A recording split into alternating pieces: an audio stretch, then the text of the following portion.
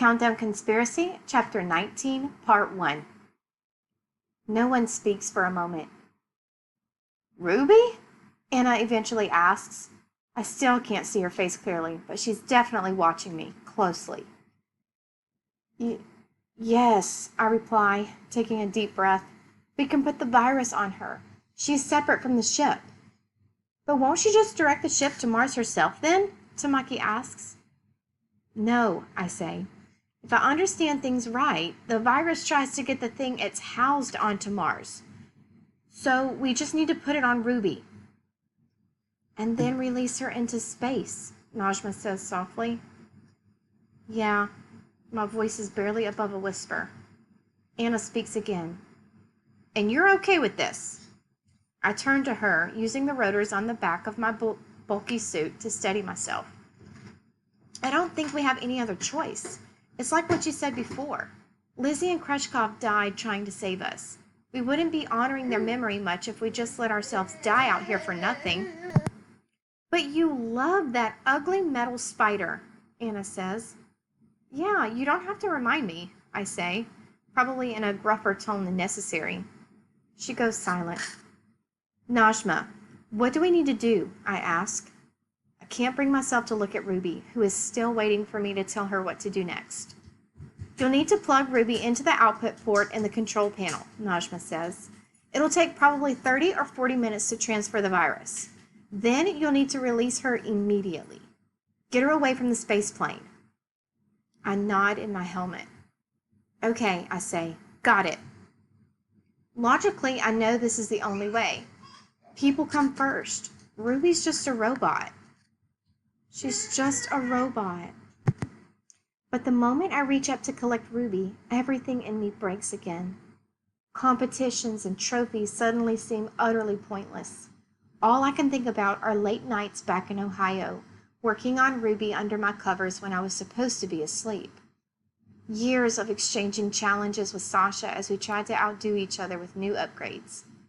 The hug Ruby gave me the day I fell out of the training ropes. A hiccup escapes me, and I crumple, my EMU folding around me. I just can't. Do you want me to do it? Anna asks. No. My protective instincts rear up. I'll do it, but we're not sending her away until she's got a parachute. I float over, pick up Ruby, and then pull myself towards the exterior control panel.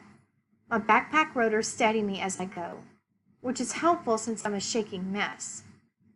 A what? I hear Tamaki ask over my headset.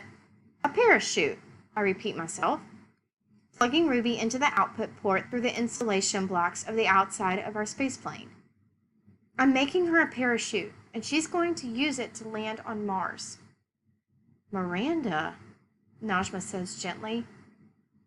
She's going to use it to land on Mars. I yank my 3D printer from my tool carrier assembly and switch it on.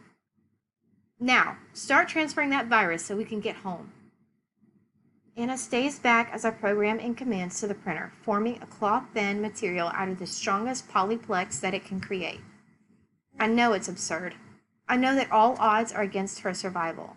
But if this parachute gives her even a 0.0000001% chance of making it there in one piece, then it's worth it. Tears spill out. Oh, Ruby. I go to rub my eyes, but my helmet blocks me. Ruby, hearing her name, looks up at me, rubbing her optical sensors with her front arms, waiting for instruction. It takes all my willpower not to completely break down. Ruby, listen, I say. You're going to get some orders soon from a new code, and it's going to direct you to Mars. Going to direct us to Mars?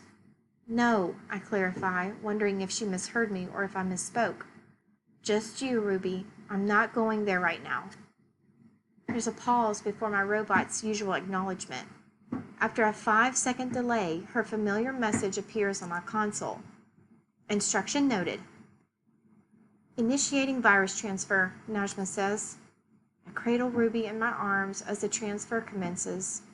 Anna, thankfully, stays away and says nothing. After the parachute prints, I hook it into Ruby's back chamber and then have her bolt it into herself. You can use this to help you land, I say, as she folds it rapidly and tucks it into a compartment. Save your fuel for your descent, I advise. That's your best bet. That's your best bet. I flinch at her repetition. I know it's irrational, but I swear I can detect a hint of betrayal in that reply. Ruby doesn't look at me the entire time the virus transfers. Then she starts shuddering, pulling.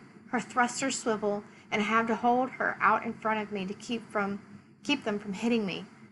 It gets so bad that I can't control her myself. To stop her from snapping her transfer cable, I unbuckle my tether and use it to lash her to the spaceplane, wrapping my feet around a ladder rung to hold myself in place in the meantime. I can hardly believe it's already been 30 minutes when Najma's voice is in my ear again. Transfer completed, Miranda. It's time to let her go. Ruby's full-on shaking by now, and so am I. I copy. My voice comes out as a whisper. As gently as I can, I unhook Ruby's transfer cable from the output port. She's still too violent to undo her tether just yet.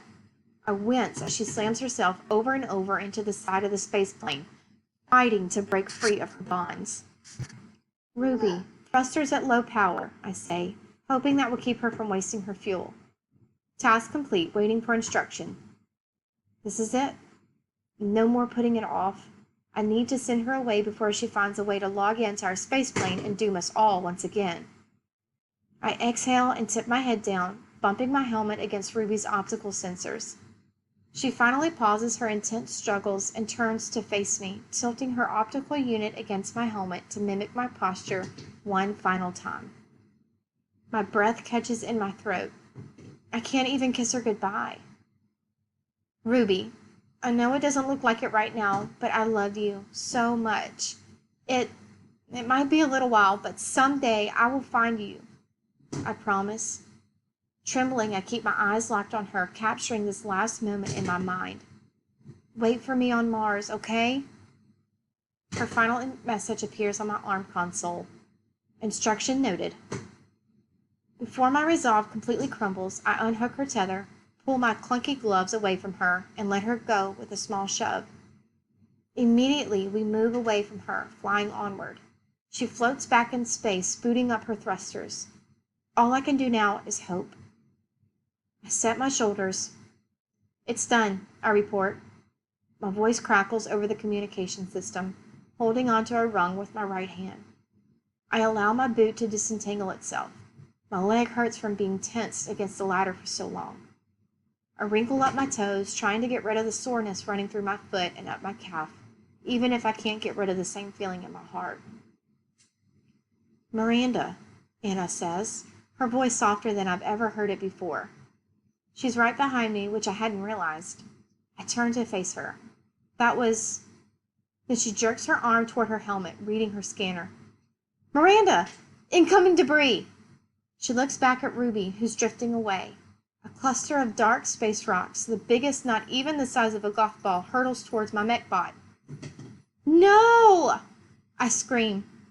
The rocks might be small, but at the speed they're traveling, they'd be enough to do serious damage. I let go of the spaceplane and kick off the side to dive after Ruby. Ruby, look out! Miranda! Anna shrieks. Something slams into my back. My backpack rotors misfire, and my personal thrusters shoot me forward nearly faster than my skeleton can keep up. But then I'm whiplashed backward with almost the same amount of intense force. Ugh! Anna screams out, a horrendous screech of pain. Her hand grips my EMU, and my body clunks against the spaceplane. Out of my desperate reach, one of the rocks sails straight into Ruby, silently crunching her red plating and sending her spiraling into the dark depths of space. No! I cry again, struggling as my backpack thrusters push me forward and Anna holds me back. No, no, no! I hit my hands on the hull of the spaceplane. What's happening? Are you guys okay? I hear Najma ask over our headsets. You idiot! Anna screams at me, clinging to my spacesuit with one hand and the spaceplane with the other. Hold still!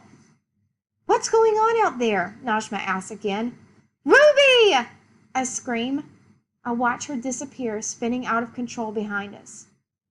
Miranda, your thrusters are broken. The debris, Anna yells. Ugh! Her second cry of pain actually makes me look back at her. Her right hand is still clenched on my spacesuit, and I realize that she's just saved my life. Anna! I gape at her. I never hooked my tether back on. My backpack thrusters are still misfiring after getting hit by one of the space rocks. The only thing keeping me in place is... Yeah, I'm hurt. I know, she says. Right, that too, I say, still in shock. I'm caught in an intense tug of war between her hand and my spacesuit. But you saved me. Thank you. Thank me later.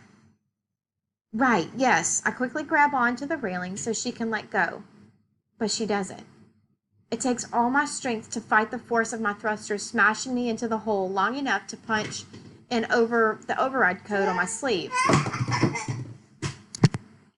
With the last number pressed, the power shuts off to my propulsion system, calming my spacesuit.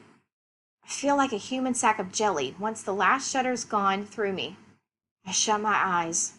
Ruby. No time for that.